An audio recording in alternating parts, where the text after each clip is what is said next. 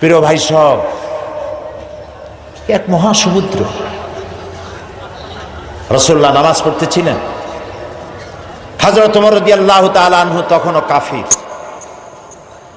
চাইছিলেন রাসূলকে শায়েস্তা করবেন, মারবেন, লাঞ্ছিত করবেন। নামাজরত অবস্থায় দেখে তিনি চিন্তা করলেন, যাক নামাজ পড়তেছে, এখন কিছু করব না, নামাজটা শেষ হোক, তারপরে আচ্ছা করে। হযরত ওমর বলেন, আমি নবীজের পিছনে দাঁড়িয়ে অপেক্ষা করতেছিলাম নামাজ কখন শেষ হবে। আর তিনি নামাজের ভিতরে তেলাওয়াত করতেছিলেন। তেলাওয়াত যখন শুনলাম, আমার কাছে মনে হলো এই কথাগুলি মানুষের বানানো নয়, নিশ্চয়ই কোনো জিন রাসূলুল্লাহকে শিখায়া দেয়। আমি যখন এই চিন্তা করেছি, এত সুন্দর মিলায়া মিলায়া কি করে পড়েন, জেনে শিখায় দিয়েছে, এই চিন্তা যখন আমি করেছি, নবীজি তখন আমার এই কথার জবাব যেন তিনি দিলেন। তিনি পড়লেন, ইন্নাহু লাকাউলু রাসূলিন কারীম। না, এটা কোনো জিন বা অন্য কারো কথা নয়, এটি হচ্ছে মহান বার্তাবাহকের বর্ণনা। হযরত ওমর বলছেন, জেনের কথা না হলে কবির কথা তো বটেই। এত সুন্দর মিলানো, দেখছেন না কোরআন শরীফে কি মিল, লক্ষ্য করছেন? করেন নেই বোধ হয়, করার জন্য অনুরোধ করি। কোরআন তাড়াতাড়ি পড়বেন, মনে হবে আপনি প্রবন্ধ পড়ছেন। থেমে থেমে পড়বেন, মনে হবে যেন কবিতা পড়তেছেন। প্রত্যেক আয়াতে আয়াতে মিল, সুবহানাল্লাহ। হযরত ওমর বলছেন, ভাবলাম মুহাম্মদ সাল্লাল্লাহু আলাইহি সাল্লাম কবি হয়ে গেছে। হযরত ওমর বলেন, যেই না চিন্তা করলাম মনে মনে মুহাম্মদ সাল্লাল্লাহু আলাইহি সাল্লাম কবি হয়ে গেছেন, অমনি তিনি আমার এই কথার জবাব যেন তিনি দিলেন। তিনি পড়লেন, ওয়ামা হুয়া বিকাউলি শাইরিন কালিলাম মা তুমিনুন। না না, এটা কোনো কবির কথা নয়। হযরত ওমর বলে, সর্বনাশ, তাহলে তো শুধু কবি না, গণকও। আমার মনের কথা বুঝলো কেমনে? তো জাদুকর হয়ে গেছে, গণক হয়ে গেছে। হযরত ওমর বলেন, যখন আমি মনে মনে চিন্তা করলাম গণক হয়ে গেছেন, অমনি নবীজি আমার সে কথারও জবাব দিয়ে দিলেন। তিনি পড়লেন, ওয়ালা বিকাউলি কাহিনিন কালিলাম মা তাযাক্কারুন। না না, এটা কোনো গণকের কথা নয়, তোমরা খুব কমই উপদেশ গ্রহণ করে থাকো। হযরত ওমর বলেন, আমার মনে হচ্ছিল আমার পায়ের তলা থেকে মাটি সরে যাচ্ছে। কি আশ্চর্য কথা! যা বলি মনে মনে তারই জবাব আসে। নামাজের মধ্যে কি করে বোঝেন তিনি? হযরত ওমর বলেন, প্রত্যেকটি কথার জবাব, মনের প্রশ্নের জবাবগুলি যখন আসতেছিল, তখন আমার চোখের সামনে বিরাট একটা জিজ্ঞাসাবোধক চিহ্ন ঘুরতেছিল। এটা জেনের কথা নয়, কবির কথা নয়, গণকের কথা নয়, তবে এটা কি? যেই না চিন্তা করেছি তবে এটা কি, অমনি নবীজি তেলাওয়াত করলেন, তানজিলুম মির রাব্বিল আলামিন।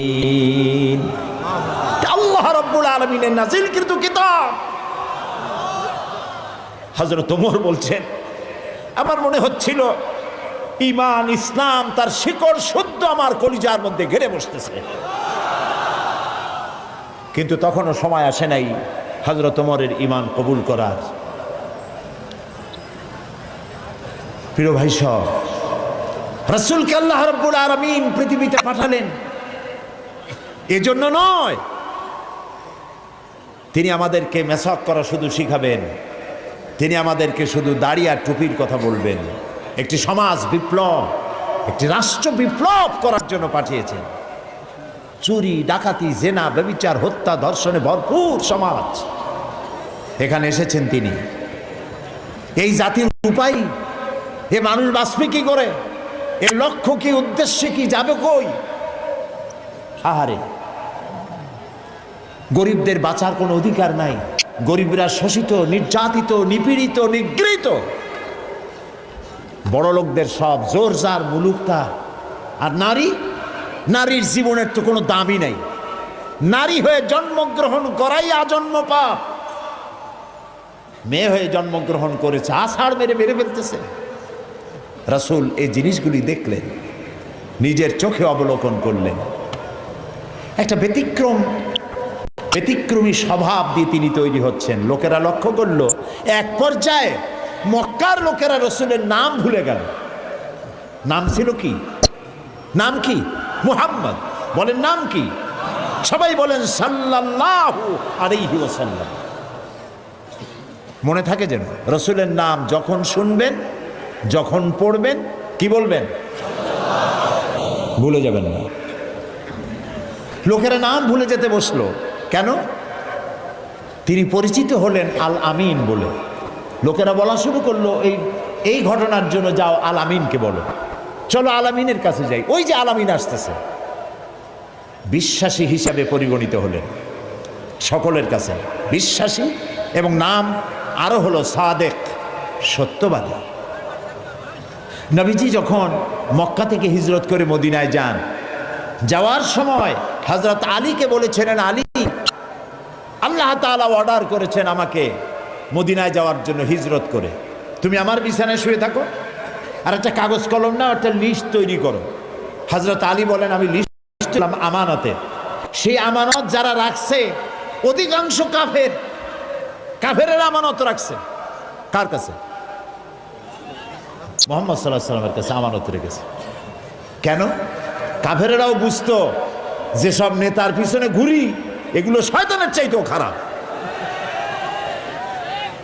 মুহাম্মদ সাল্লাল্লাহু আলাইহি ওয়াসাল্লামের সাথে বিরোধিতা করি নেতাদের জ্বালায় পড়িয়া। আসলে তার মতো ভালো মানুষ আকাশের নিচে জমিনের উপরে আর নাই। কাফেরেরাও বুঝতো।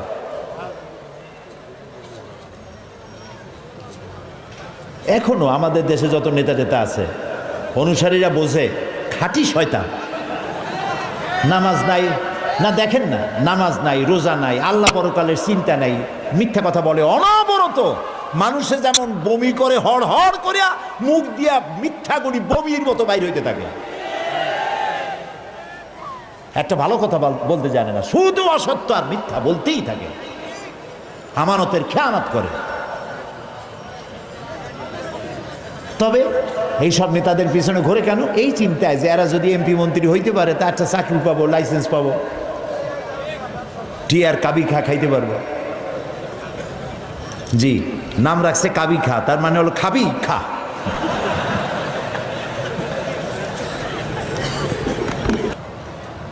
প্রিয় ভাই সব, একটা নারী, একজন স্ত্রী পুরুষের জন্য, স্বামীর জন্য সব থেকে উত্তম সাক্ষী দিতে পারে। এর থেকে ভালো সাক্ষী আর কেউ দিতে পারে না। আল্লাহর নবী যখন তার স্ত্রী হযরত খাদিজা রাদিয়াল্লাহু তাআলা আনহাকে যখন দাওয়াত দিয়েছেন, আল্লাহ রাব্বুল আলামিন যখন দাওয়াতের জন্য বলে দিলেন নিকটবর্তী আত্মীয়দেরকে দাওয়াত দাও, সর্বপ্রথম নবীজি গিয়ে হযরত খাদিজাকে দাওয়াত দিলেন, বললেন আল্লাহ ছাড়া কোনো ইলাহ নাই, মাবুদ নাই, তার উপর ঈমান আনো। আর আমি মুহাম্মদ রাসূলুল্লাহ সাল্লাল্লাহু আলাইহি সাল্লাম আখিরি জামানার পয়গম্বর, আমার উপর ঈমান আনো। স্ত্রীর জন্য স্বাভাবিক ছিল। স্ত্রী তো কমসে কম স্বামীরে চেনে। কি বলেন আপনারা? চেনে না? সব মানুষকে আপনি ধোঁকা দিতে পারবেন, সব মানুষকে আপনি চোখে ধুলা দিতে পারবেন, কিন্তু স্ত্রীকে ভাঙিয়ে দিতে পারবেন না। ঠিক কিনা বলবেন? স্ত্রী আপনার জন্য ভালোবাসা দিতে পারে, জীবন দিতে পারে, সব দিতে পারে, কিন্তু ঈমান আনা অত্যন্ত কঠিন।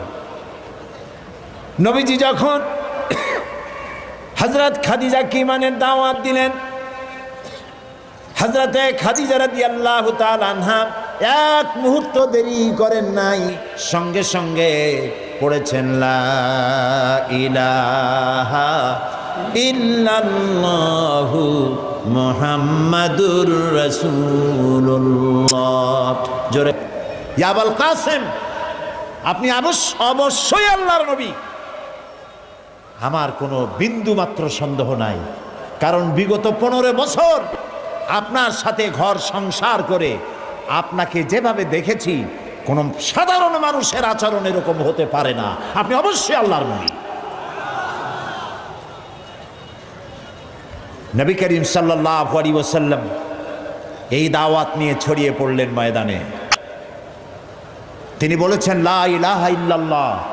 এই কালেমার দাওয়াত কি শুধু মুহাম্মদ সাল্লাল্লাহু আলাইহি ওয়াসাল্লামের ছিল না, সব নবীদের ছিল। দুনিয়ার সব নবীদের একটাই স্লোগান ছিল, কারো মধ্যে কোনো মতপার্থক্য, মতদ্বৈততা হয় নাই, সকলের স্লোগান একটা, লা ইলাহা ইল্লাল্লাহ। এই কালেমার বিপ্লবী দাওয়াত পেশ করেছেন সমস্ত নবীরা। আমরা এই কালেমাটা বুঝি না, না বোঝার কারণেই দুরবস্থা হয়েছে। আমরা শুধু এটারে জিকিরের বুলি বানাইছি। দেখছেন কি কায়দায় জিকির করে, লা ইলাহা ইল্লাল্লাহ ইল্লাল্লাহ, এমন জোরে ইল্লাল্লাহ বলে তাতে কলব থাকলেও পারে, গেলেও পারে। কি বুঝে ইল্লাল্লাহ বলতেছেন? আবার লা ইলাহা ছেড়ে দিয়া খালি ইল্লাল্লাহ করে, এরকমও শুনেছি। শুনছেন আপনারা? লা ইলাহা বাদ দিয়া কতক্ষণ ইল্লাল্লাহ ইল্লাল্লাহ ইল্লাল্লাহ। আশ্চর্য কথা, এটা কি কি বলতেছেন আপনি? ইল্লাল্লাহ মানে তো আল্লাহ ছাড়া। আল্লাহ ছাড়া কি? লা ইলাহা ইল্লাল্লাহ, এই কালেমার দাওয়াত যখন নবীরা দিয়েছেন, হযরত মূসা আলাইহিস সালাম যখন বলেছেন লা ইলাহা ইল্লাল্লাহ, এ আঘাত লেগে ফেরাউন দরিয়ায় নীলের মধ্যে ডুবে শেষ হয়ে গিয়েছে। হযরত ইব্রাহিম আলাইহিস সালাম যখন বলেছেন লা ইলাহা ইল্লাল্লাহ, নমরুদের গোষ্ঠী সাফ হয়েছে, জুতা পিটা খাইয়া দুনিয়া থেকে বিদায় হয়ে গেছে। ঠিক না ভাই? মুহাম্মদ সাল্লাল্লাহু আলাইহি সাল্লাম যখন বলেছেন লা ইলাহা ইল্লাল্লাহ, তখন আবু জাহাল, আবু লাহাব, উতবা, শাইবা, মুগীরা এ সবগুলির গায়ে আগুন জ্বলে গেছে। কেন আগুন জ্বললো? তারা বুঝছে লা ইলাহা ইল্লাল্লাহর অর্থ কি। তারা বুঝেছে লা ইলাহা ইল্লাল্লাহ মানেই হচ্ছে কোনো ইলাহা নাই, আইনদাতা নাই, বিধানদাতা নাই, শাসনকর্তা নাই, কাউকে মানি না। কে ছাড়া? আল্লাহ ছাড়া। ফেরাউনও বুঝেছে। ফেরাউন বোঝেন? ফেরাউনকে মুসা আলাইহিস সালাম যখন বলেছেন বলো লা ইলাহা ইল্লাল্লাহ, ফেরাউন বলেছে মা আলিমতু লাকুম মিন ইলাহিন গায়রি, আমি তো জানি না যে আমি ছাড়া আরো কোন ইলাহ আছে, আমি তো ইলাহ। তুমি যদি আমারে বাদ দিয়ে আর কাউকে ইলাহ মানো, লাআজআলান্নাকা মিনাল মাসজুনিন, কারারুদ্ধ করে রাখবো, জেলখানায় ঢুকিয়ে দেব। মুসা আলাইহিস সালাম ভয় পাইছিলেন নাকি? ভয় পাননি। কাফেরেরা বুঝতে পারতো লা ইলাহা ইল্লাল্লাহর অর্থ কি। আবু জাহাল, আবু লাহাব, উতবা, শাইবারা, হযরত আবু তালেব নবী করিম সাল্লাল্লাহু আলাইহি সাল্লামের চাচা আবু তালেবের কাছে গিয়ে বলেছে, আবু তালেব রাসূলকে বলো, মুহাম্মদ সাল্লাল্লাহু আলাইহি সাল্লামকে বলেন তিনি যেন লা ইলাহা ইল্লাল্লাহর দাওয়াত না দেন। এর বিনিময়ে যত টাকা লাগে, যে সুন্দরী মেয়ে পছন্দ করবে সেই মেয়ে তার সাথে বিয়ে দিয়ে দেব, নেতৃত্ব দেব, টাকা দেব, পয়সা দেব, বাড়ি ঘর দেব, তবুও লা ইলাহা ইল্লাল্লাহ দাওয়াত যেন তিনি না দেন।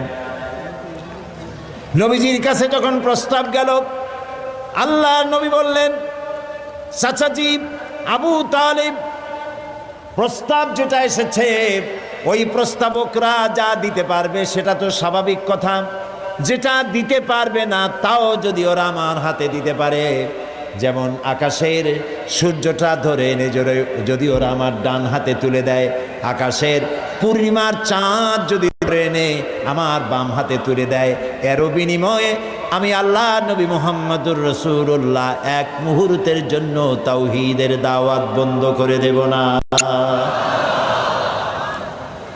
নবীজি পৃথিবীতে আল্লাহর দ্বীনের দাওয়াত দেওয়ার জন্য, দ্বীন প্রতিষ্ঠার জন্য এসেছিলেন। এজন্য আসেন নাই আবু জাহাল, আবু লাহাব বা সাইবারা নেতৃত্ব দিবে আর মুহাম্মদ সাল্লাল্লাহু আলাইহি ওয়াসাল্লাম তার অধীনে চাকরি করবেন, মসজিদে বসে আল্লাহ আল্লাহ করবেন। মূসা আলাইহিস সালামকে এজন্য পাঠানো হয়নি যে তিনি ফেরাউন রাজত্ব করবে আর তিনি তার অধীনে থেকে আল্লাহ বিল্লাহ করবেন। এজন্য পাঠানো হয়েছে মূল উদ্দেশ্য কি?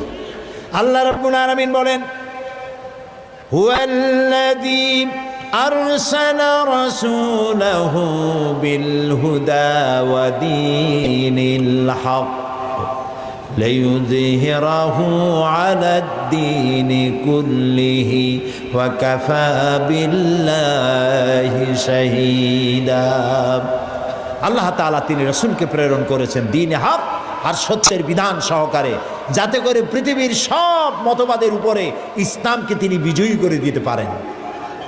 নবী করিম সাল্লাল্লাহু আলাইহি সাল্লাম মক্কি জীবনে এই কাজটি তিনি চালু করলেন। নবী করিম সাল্লাল্লাহু আলাইহি সাল্লামকে আল্লাহ রাব্বুল আলামিন সব রকমের সম্মান এবং মর্যাদা দিয়ে পৃথিবীতে পাঠালেন দ্বীনকে প্রতিষ্ঠা করার জন্য। 13 বছর সময় লাগলো মক্কায়। কয় বছর লাগলো? 13 বছর। এই 13 বছর দ্বীনের দাওয়াত দিতে থাকলেন মানুষের দুয়ারে দুয়ারে গিয়ে, গোপনে, রাত্রে, দিনে। আল্লাহর মেহেরবানি লোক তৈরি হয়ে গেল। আবু বকর, ওমর, ওসমান, আলী, খাব্বাব, খুবাইব রিদওয়ানুল্লাহ তাআলা আলাইহিম আজমাইন, এই সব লোক তৈরি হয়ে গেল। কেমন লোক তৈরি হলো? যে হযরত ওমর রাসূলকে হত্যা করতে আসছিলেন, সেই ওমরকে আল্লাহ এমন দরজায় পৌঁছায় দিলেন, রাসূল বললেন, লা নাবিয়্যা বা'দি ওয়ালা রাসূলা, আমার পরে নবীও হবে না, রাসূলও হবে না, কিন্তু আমার পরে যদি কেউ নবী হতো লাকানা ওমর, ওমরে আল্লাহ নবী বানাই দিতেন। সুবহানাল্লাহ বলুন। এইসব লোক তৈরি হয়ে গেল। 13 বছর সময় লাগলো। আল্লাহ রাব্বুল আলামিন হিজরতের অর্ডার দিয়ে দিলেন।